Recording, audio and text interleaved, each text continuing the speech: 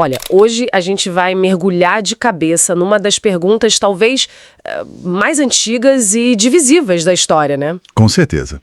Uma pergunta fundamental. Jesus era Deus. Essa questão já foi debatida por milênios em todos os cantos do mundo. Sim. Mas a nossa análise aqui não vai seguir pelo caminho da fé pura e simples.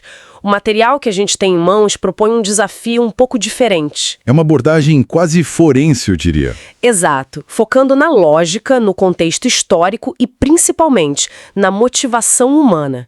A pergunta que vai guiar nossa conversa é: o que uma pessoa na Judéia do primeiro século realmente ganharia ao se declarar Deus? Qual era o benefício prático, né? Isso. Qual era o benefício de fazer uma afirmação tão explosiva? É uma abordagem fascinante, porque nos força a, tirar as camadas de 2000 anos de história e religião. E tentar enxergar com os olhos da época. Exatamente. Tentar enxergar a situação como alguém de lá. A tese central do material que a gente recebeu é bem contraintuitiva. Ela diz que se a divindade de Jesus fosse uma invenção, seja dele ou dos seguidores, ela teria sido a pior estratégia de marketing da história. A pior estratégia possível. A menos lógica para quem buscasse poder, riqueza ou até mesmo a simples sobrevivência. E é esse porquê que a gente vai tentar desvendar hoje. Ok, então vamos começar por aí, por essa viagem no tempo. O que significava na prática, socialmente, legalmente, um judeu se levantar e dizer: eu sou igual a Deus? Certo. Naquela sociedade específica, qual era o peso dessa declaração? O peso era total.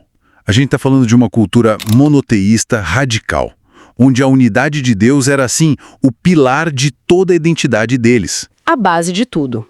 De tudo. A base religiosa, a base nacional. Nesse ambiente, a afirmação de ser igual a Deus não era uma heresia qualquer.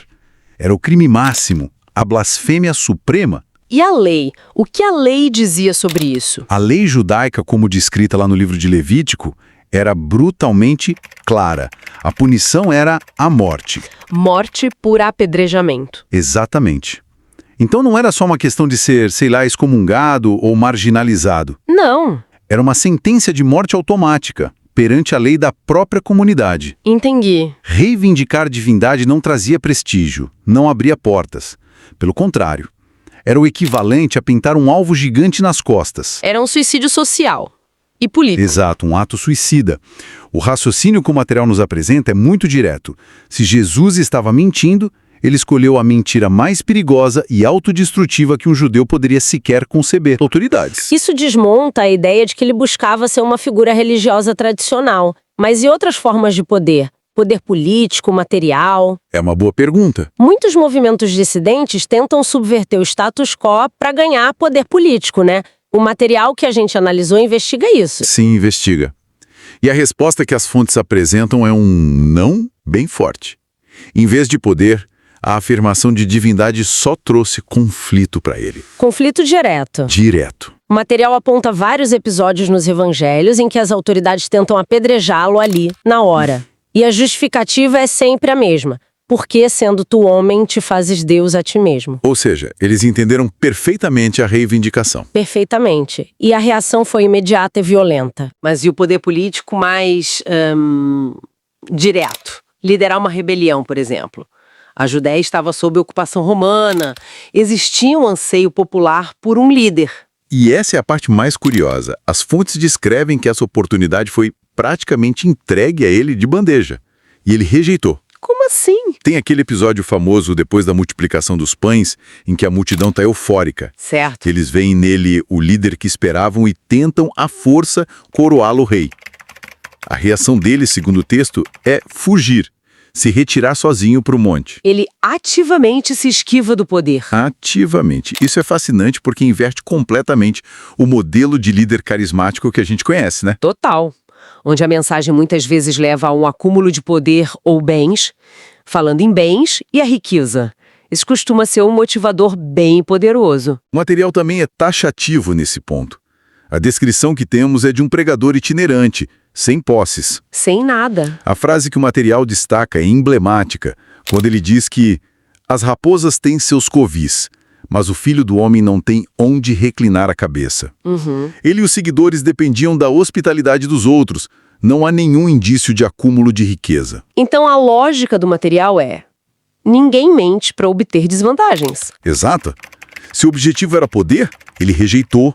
Se era riqueza, ele viveu na pobreza. Se era segurança, ele escolheu o caminho mais perigoso possível. Teria sido muito mais fácil para ele se apresentar só como um profeta, né? Ou um mestre. Infinitamente mais fácil. E mais seguro. E isso tudo nos leva ao ponto de virada da história: o julgamento. A vida dele está literalmente por um fio. É o clímax. Se tudo fosse uma mentira que saiu do controle, aquele seria um momento de voltar atrás, de esclarecer o mal-entendido para salvar a própria pele. Exatamente. A pressão é máxima. O material descreve a cena do interrogatório diante de Caifás, o sumo sacerdote. É o ponto de não retorno. A tensão devia ser absurda. Imagine, depois de várias acusações falsas que não se sustentavam, Caifás, já frustrado, vai direto ao ponto. Ele faz a pergunta definitiva. Qual foi? És tu, Cristo, o Filho do Deus bendito? Não tinha mais espaço para metáfora, para parábola. Era sim ou não. Qualquer resposta ambígua, depende do que você quer dizer com isso, poderia ter dado uma saída para ele. Sem dúvida. Poderia ter dado uma pena menor, talvez. Mas a resposta que os textos registram é de uma clareza brutal. Ele diz: eu sou. E aqui a gente precisa entender a profundidade cultural disso. A expressão grega no original, ego eimi, não é só um sim. Tem um peso maior. Muito maior. Para qualquer ouvido judeu daquela época, ela ecoava diretamente o nome sagrado de Deus revelado a Moisés no Êxodo. Eu sou o que sou. Na sarça ardente. Isso. Era a afirmação de divindade mais direta, inequívoca e, para eles, chocante que poderia ser feita. Então ele não só confirma a acusação, como ele eleva a um nível cósmico. É a resposta mais provocadora possível naquele contexto. Ele basicamente assina a própria sentença de morte. E a reação do sumo sacerdote? É rasgar as próprias vestes, um sinal de horror, de indignação perante o que ele considerava a blasfêmia máxima. Jesus sabia que aquela resposta selava o seu destino. E isso nos leva à questão central que o material levanta. Que é: pessoas morrem por aquilo que acreditam ser a verdade. Um mentiroso, quando confrontado com a tortura e a morte, tem todos os incentivos do mundo para abandonar a mentira. Mas espere um pouco. O material aborda a diferença entre um mentiroso e alguém, digamos, psicologicamente instável? Um louco. Uma ótima pergunta. Alguém que genuinamente acreditava ser Deus, mas estava delirando. Um mártir morre por uma crença, mas a crença pode ser falsa. Certo. O material não explora isso por uma via de diagnóstico clínico, claro, mas aborda pela consistência e pela natureza dos ensinamentos. Ah, entendi. A argumentação é que os ensinamentos éticos de Jesus sobre amor, perdão, humildade são de uma profundidade e lucidez admiráveis. A objeção que se levanta é: seria possível que a mesma pessoa que produziu o Sermão da Montanha, com sua sabedoria moral, fosse ao mesmo tempo delirante sobre sua própria identidade? É uma contradição. Geralmente, a megalomania de quem se acha Deus contamina todo o resto do discurso. Segundo as fontes, no caso de Jesus, isso não acontece. Há uma coerência. Ele não é um bom mestre que, por acaso, tinha essa ideia estranha. A identidade dele é a base de todo o ensinamento. Entendi. A lógica do material é que a hipótese da loucura entra em conflito com a lucidez da mensagem. Exato. Então, se a gente descarta a mentira pelo custo e a loucura pela coerência, o que sobrou? Qual foi, afinal, a recompensa que ele recebeu por manter essa afirmação até o fim? A recompensa, do ponto de vista puramente humano, foi um catálogo de sofrimentos. É quase uma lista de tudo que uma pessoa tenta evitar na vida. Por exemplo? Primeiro, a rejeição dos líderes do seu próprio povo. Depois, a traição e o abandono do seu círculo mais íntimo de amigos, bem no momento da crise. Seus seguidores mais próximos. Sim, em seguida, a humilhação pública. A tortura brutal pelos soldados romanos. E, por fim, a execução pela crucificação. Um método projetado para maximizar a dor e a vergonha pública. Reservado aos piores criminosos. Exatamente. Ou seja, a consistência na afirmação não lhe rendeu nenhum alívio, nenhuma reviravolta de última hora. Só o pior cenário possível. E o mais intrigante, segundo as fontes, é que ele sabia que esse seria o resultado. Sabia. Os evangelhos o retratam prevendo a própria morte várias vezes para os discípulos. Então, a pergunta lógica que o material propõe se torna quase inescapável. Porque alguém conscientemente escolheria e sustentaria até a morte uma afirmação que só lhe trouxe dor e uma execução terrível. Se essa afirmação fosse falsa. Não tem um motivo racional para isso. Dentro das categorias normais de motivação humana, não. Certo. Então a linha de raciocínio que o material constrói nos leva a este ponto. Se não foi por poder, nem por riqueza, e sabendo que o levaria à morte, a única explicação que as fontes oferecem é que ele estava dizendo a verdade. É essa a conclusão. É a conclusão para a qual todo o argumento aponta. Jesus afirmou ser Deus porque ele era Deus. E segundo essa perspectiva, não é uma explicação baseada num salto de fé. Mas na eliminação das outras alternativas. Exatamente. Na eliminação delas como logicamente insustentáveis. E o material reforça que essa não foi uma afirmação isolada, dita sob pressão. Isso é importante. Não foi só uma frase no julgamento. De forma alguma. Foi um padrão consistente. A vida dele, conforme descrita, estava repleta de ações que reforçavam essa identidade. E que ações seriam essas? O material elenca vários exemplos que, no contexto judaico, eram prerrogativas exclusivas de Deus. Por exemplo, ele perdoava pecados diretamente.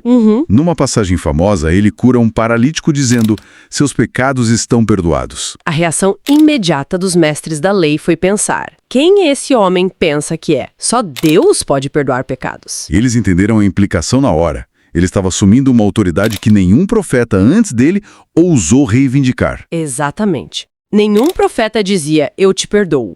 Diziam, Deus te perdoa. Outro ponto. Ele aceitou a adoração. O que também era proibido. Proibidíssimo. Profetas e anjos sempre rejeitam a adoração. Mas os textos descrevem os discípulos adorando Jesus e ele aceita. Certo. Além disso, ele se coloca acima de figuras sagradas como Abraão, dizendo, antes que Abraão existisse, eu sou. Usando de novo a expressão divina. Ele se declara um com o Pai. E talvez o mais audacioso, afirma que ele mesmo voltará para julgar o mundo. Um papel que era inquestionavelmente de Deus. Apenas de Deus. Então, segundo a análise das fontes, ele não deixa um meio termo confortável. A ideia de que ele foi só um bom mestre moral se torna difícil de sustentar. É exatamente esse o ponto. A lógica apresentada é que as palavras e ações de Jesus forçam uma escolha. Ou ele era quem dizia ser Deus encarnado. Ou ele era o maior enganador e blasfemador da história. A opção bom mestre é retirada da mesa por ele mesmo. E como vimos, a hipótese do mentiroso não se sustenta. Diante da sua disposição para morrer pela afirmação, a análise conclui que, não apenas pela fé, mas seguindo essa linha de coerência, a identidade divina dele é a explicação mais plausível para os fatos apresentados. Ao examinar a figura de Jesus através dessa lente da motivação, a ausência de ganhos terrenos se torna a evidência central do argumento, então. Sim, a conclusão do material é que essa falta total de recompensa pessoal, poder, riqueza, segurança, elimina os motivos para uma mentira. Ou para um delírio. A disposição para enfrentar a morte, reafirmando sua identidade no momento mais vulnerável, aponta, segundo as fontes, para uma única direção. Ele acreditava estar sustentando a verdade. Entendi. A afirmação de ser Deus não é um detalhe da biografia dele. É a chave que, segundo o material, destrava o entendimento de tudo mais, incluindo sua morte e a ressurreição que seus seguidores proclamaram depois. É uma linha de raciocínio realmente poderosa, focada inteiramente na pergunta por quê. Para encerrar nossa análise de hoje, fica um pensamento final. Uma pergunta que expande essa mesma lógica. O material que a gente viu foca na motivação de Jesus.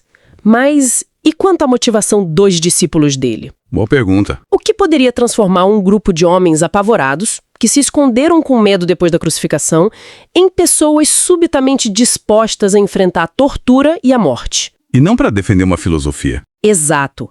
Não para defender um ensinamento, mas para proclamar um fato muito específico e, na época, escandaloso, que o mestre deles, executado publicamente como um criminoso, era, na verdade, Deus ressuscitado dos mortos.